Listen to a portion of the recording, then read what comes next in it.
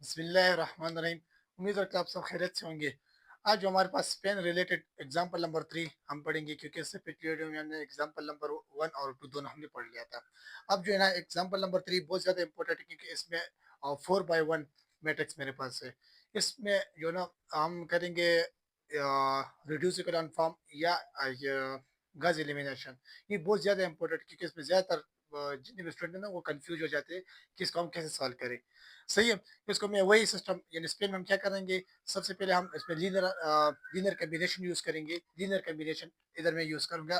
First इसके लिए मैं लीनियर कम्बिनेशन का एक वेक्टर बनाऊंगा, फिर उसके अंदर हम स्पेन बनाएंगे। सही है, क्योंकि स्पेन इज अ होल क्या होता है, वो लीनियर कम्बिनेशन से बना होता है। तो फर्स्ट हम ऐसे काम करते हैं ना, इधर ऊपर जो मैट्रिक्स है ना इसको मैं इस फॉर्म में लिखूंगा।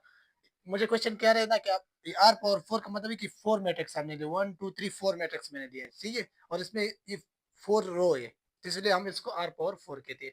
कह रहे कि ये इक्वल करे इसके, ये इसको यानी Z1 Z2 Z3 इस मैट्रिक्स के इक्वल करे। अगर ये इक्वल हो गया तो ठीक है, हम कहेंगे क्या ये इसको सेटिस्फाई कर सकते हैं। अगर इक्वल नहीं हुआ तो इसको सेटिस्फाई नहीं करेगा। फर्स्ट में इस लीनियर कम्बिनेशन का जो फार्मूला इसको मैं लिखूंगा, उसका मैं इसी तरह लिखते हैं। मेरे पास जो है ना v इक्वल होगा, वो किसकी इक्वल होता है कि हम कहते थे A1 V1 की इक्वल था। फिर इस तरह मैं कह रहा था कि A2 V2। सही है।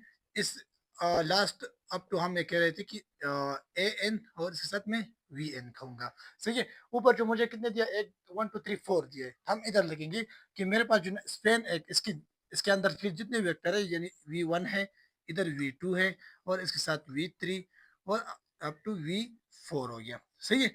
इसके लिए मुझे लीनियर कम्बिनेशन बनाना है। लीनियर कम्बिनेशन में ऐसे काम करूंगा, इधर वो A1 लिखूंगा और इधर V1 हो गया, फिर इसके बीच में प्लस लगाऊंगा। अब मैं ऐसे काम करूंगा कि A2 हो गया और V2 हो गया। अब तो मैं ऐसे काम करूंगा, A3 हो गया, ये मेरे पास A3 और V3 हो गया। प्लस मैं करूंगा A4 हो गया, A4 हो गया इसके साथ, और V4 में लिखूंगा। अब ये जो फार्मूले मैंने बनाया ना लीनियर कम्बिनेशन का, इसमें इस ऊपर जो जितने वेक्टर्स है इसको मैं पुट करूंगा, यानी V1 V2 V3 मेरे पास क्या शो करता है, इन ऊपर वेक्टर को शो करते हैं। और A1 A2 A3 क्या शो करता है, ये स्केलर मुझे शो करते हैं। सही है, क्योंकि हम लीनियर कम्बिनेशन में क्या कह रहे थे कि the the combination of vectors with multiply by scalar and adding. सही है, उनको आपस में हम ऐड करेंगे तो हमारे पास लीनियर कम्बिनेशन आ जाएंगे। अब मैं ऐसे काम करूंगा कि इधर मैं लिखूंगा कि मेरे पास इस साइड का वेक्टर जो है ना इसको मैं अपनी जगह लिखूंगा। ये हो गया Z1 हो गया, इसके साथ में लिखूंगा Z2 हो गया, Z3 हो गया, Z4 हो गया। ये हमारे पास जो मेन वेक्टर है ना स्पेन, ये इसकी इक्वल होगा, इसके राइट साइड जो है ना इसके इक्वल होगा। अब मैं इसके साइड दूसरे साइड पे लिखूंगा A1 हो गया, और V1 के जो वेक्टर है इसको मैं लिखूंगा। फर्स्ट नंबर मेरे पास क्या है, 0 1 है, फिर 0 0 1 है, तो इधर मैं लिखूंगा 0 हो गया, 0 0 और 1 में लिखूंगा। अब मैं ऐसे काम करूंगा, बीच में प्लस लगाऊंगा, A2 के लिए मैं लिखूंगा, इधर मैं लिखूंगा A2 हो गया मेरे पास, और इस सेकंड को मैं इधर लिखूंगा। ये हो गया 0 हो गया, 1 है, और फिर डबल 0 है, 0 0 हो गया। सही है। नेक्स्ट हम ऐसे काम करेंगे कि A3 है, तो इधर मैं A3 लिखूंगा। A3 मैंने लिख लिया, इसके साथ में वेक्टर 3 को मैं मल्टीप्लाई करूंगा। ये हो गया सारे 1, इधर भी 1 है, 1 1 और 1 हो गया। सही है। नेक्स्ट हम ऐसे काम करेंगे कि इधर मेरे पास A4 है, तो मैं इधर A4 लिखूंगा, और उसके साथ मैं लिखूंगा इसके साथ और 4 वेक्टर वेक्टर नंबर 4 को मल्टीप्लाई करूंगा। सही है। नेक्स्ट हम ऐसे काम करेंगे, इस ए को जो है ना इन मैट्रिक्स के अंदर मल्टीप्लाई हम करेंगे डायरेक्टली। अब हम ऐसे काम करेंगे ना, इन चारों मैट्रिक्स को जो है ना मैं इनसे मैं एक मैट्रिक्स बनाऊंगा। सही है। अगर इनसे मैं मैट्रिक्स बनाऊंगा ना, वो मेरे पास क्या हो गया, इकोलॉन फॉर्म में मैं इसको सॉल्व कर सकता हूँ और रिड्यूस इकोलॉन फॉर्म में सॉल्व कर सकता हूँ। इनसे मैं मैट्रिक्स कैसे बनाऊंगा, इधर मैं लिखूंगा, मेरे पास एक हो गया, फर्स्ट नंबर जो है 1 है, 0 है, और इधर भी 1 है और इधर भी 1 है, तो इसको मैं फर्स्ट लिखूंगा इधर। ये हो गया मेरे पास 1 है, फिर 0 है, 1 1 है, तो इधर हो गया 1 हो गया। ये हो गया मेरे पास 0 1, और लास्ट में क्या है, ये भी 1 है। सही है। और इसके राइट साइड पे कौन सा एलिमेंट मैं लिखूंगा, राइट साइड पे मैं लिखूंगा Z1 Z2 Z3 Z4 को मैं इस साइड पे लिखूंगा। ये हो गया मेरे पास Z1 हो गया। सेकंड में क्या करूंगा, इधर 0 है तो इधर मैं 0 लिखूंगा, 1 है तो 1 मैंने लिख लिया, और मैं इसके साथ ऐसे काम करूंगा, इधर A3 के साथ इधर क्या है 1 है, तो इधर मैं 1 लिखूंगा, और लास्ट मेरे पास क्या है, इधर भी 1 है तो मैं इधर 1 लिखूंगा, और ये हो गया Z2। सही है। नेक्स्ट मैं ऐसे काम करूंगा कि इसको मैं रोल नंबर 3 को मैं लिखूंगा, इधर ये हो गया 0 हो गया, इसके साथ मैं लिखूंगा 0 हो गया। स्टार्ट शवी हाँ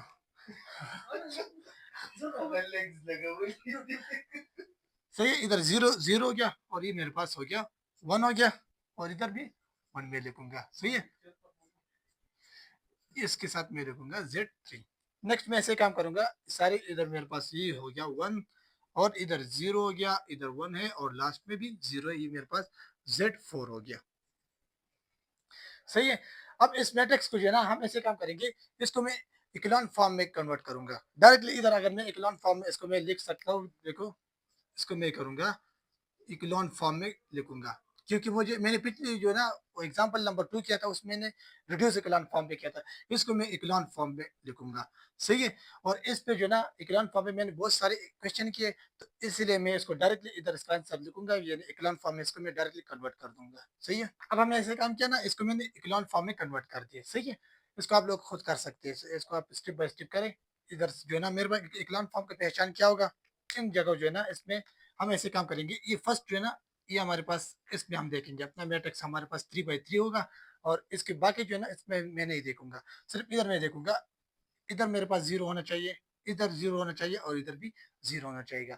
अगर इस फॉर्म में आ गया तो हम कहेंगे कि हमारे पास ये इक्लान फॉर्म में कन्वर्ट हो गया।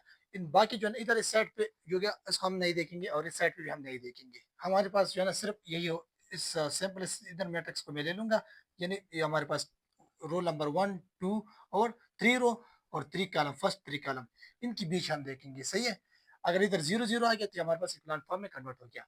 अब हम ऐसे काम करूंगा कि इधर मैं लिखूंगा A4 A3 A2 और A1 की वैल्यू फाइंड आउट करूंगा। अगर मैं इधर देख लूं, ये हमारे पास क्या होगा, इसके साथ मैं लिखूंगा फर्स्ट नंबर मेरे पास क्या, ये सारे रो जो है ना सारे कॉलम्स, ये इसका मैं कहूंगा A1 कहूंगा, इसको मैं A2 कह दूंगा, और इन सारों को मैं कहूंगा A3 हो गया, और ये हमारे पास क्या हो गया A4 हो गया। सही है, अब मैं फर्स्ट ऐसे काम करूंगा, A4 के लिए मैं निकालूंगा। A4 की वैल्यू मेरे पास क्या हो गई, A4 की वैल्यू मैं लिखूंगा कि A4 इक्वल हो गया किसकी, Z4 की, तो इसके साथ मैं Z4 लिखूंगा। अब मैं ऐसे काम करूंगा, इस A4 को जो है ना ऊपर में लिखूंगा, यानी थर्ड नंबर रो में मैं लिखूंगा। थर्ड नंबर रो में इसलिए लिखूंगा ताकि मेरे पास A3 की वैल्यू आ जाए, तो मैं इधर लिखूंगा कि A3 की वैल्यू मेरे पास क्या होगी, इधर क्या है ये इसके साथ मैं लिखूंगा प्लस A4 है, A4 में लिखूंगा और इक्वल टू मेरे पास Z3 हो गया।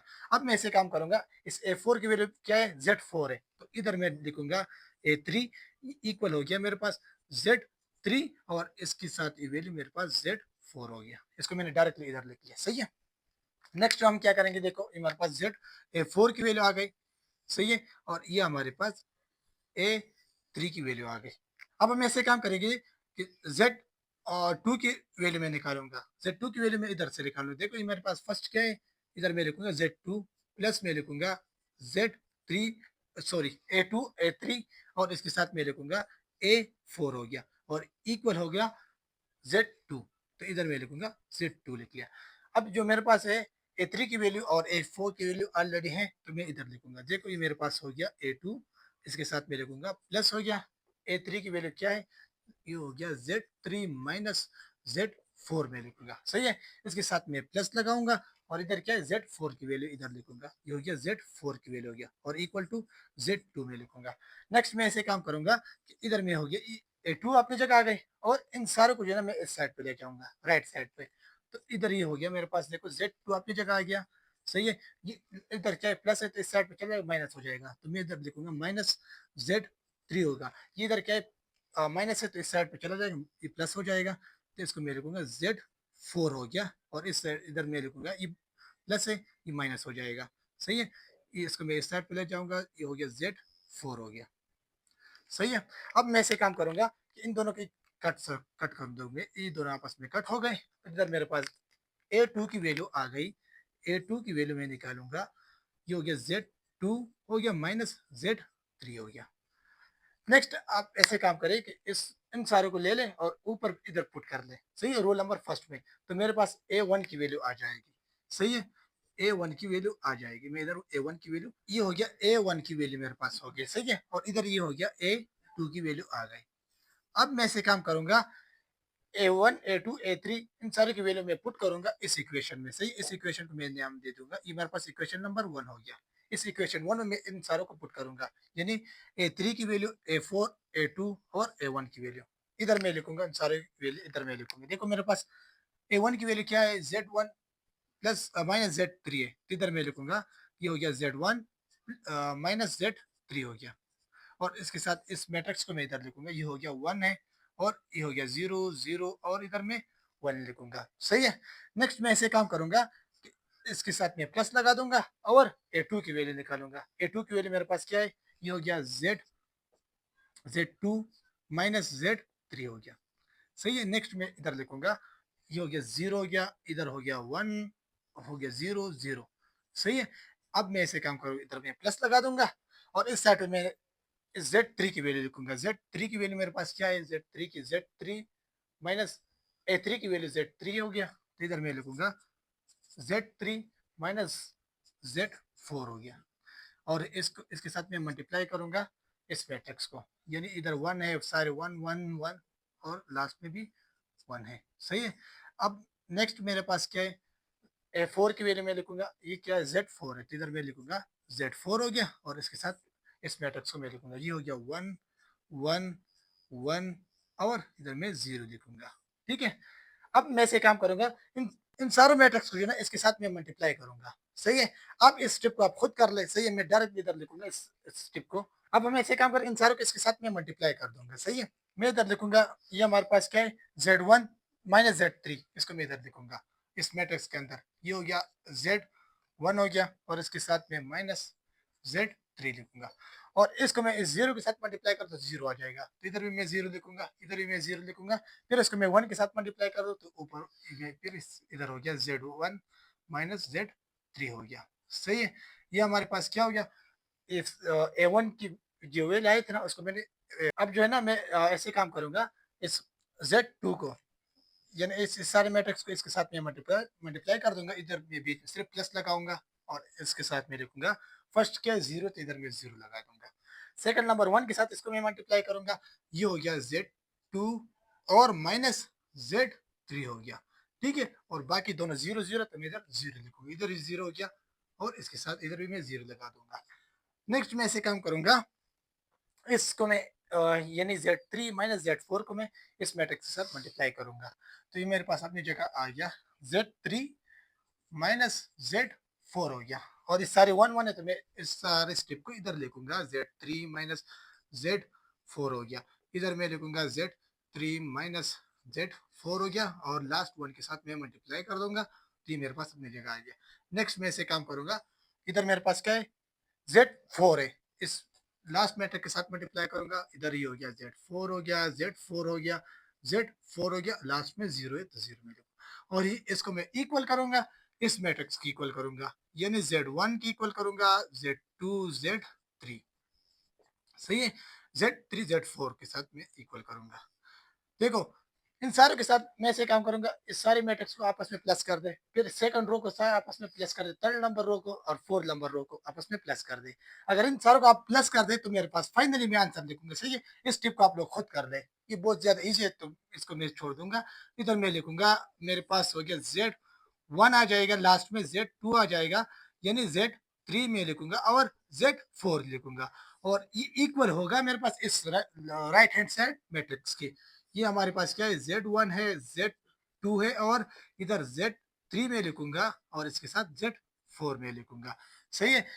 अगर ये दोनों इक्वल हो गया तो मैं कहूंगा ये जो मैट्रिक्स था, ये मैट्रिक्स क्या सेटिस्फाई करता है, ये सेटिस्फाई करते हैं हमारे पास किसको, स्पेन वेक्टर्स को, स्पेन वेक्टर को सेटिस्फाई करते हैं। से स्पेन वेक्टर में लिखूंगा, क्यों, क्योंकि स्पेन वेक्टर देखो लेफ्ट हैंड साइड इक्वल है राइट हैंड साइड की। सही है। तो इधर मैं लिखूंगा लेफ्ट हैंड साइड इक्वल है राइट हैंड साइड की। तो बहुत इजी एग्जांपल था, बाकी इसमें से प्लस माइनस ये था, क्योंकि इसमें जब भी मैंने स्पेन टॉपिक स्टार्ट किया, मैंने आप लोगों को स्टार्टिंग से बताया था कि इसमें हम चैप्टर नंबर 1 को मैं दोबारा पढ़ूंगा, क्योंकि उसमें सारे मैट्रिक्स रिलेटेड बातचीत हो रही थी, यानी इकोलॉन फॉर्म, गाज एलिमिनेशन, गाज चार्ल्टन, क्रेमोल रूल्स, वही मैट्रिक्स मैंने इधर लिखा और उस पर मैंने सारा क्वेश्चन सॉल्व कर दिया। सही है। ये बहुत इजी एग्जाम्पल। मिलते हैं हम नेक्स्ट वीडियो में इंशाल्लाह ताला, उसमें एग्जाम्पल नंबर 4 पढ़ेंगे। अभी तक के लिए काफी, थैंक यू।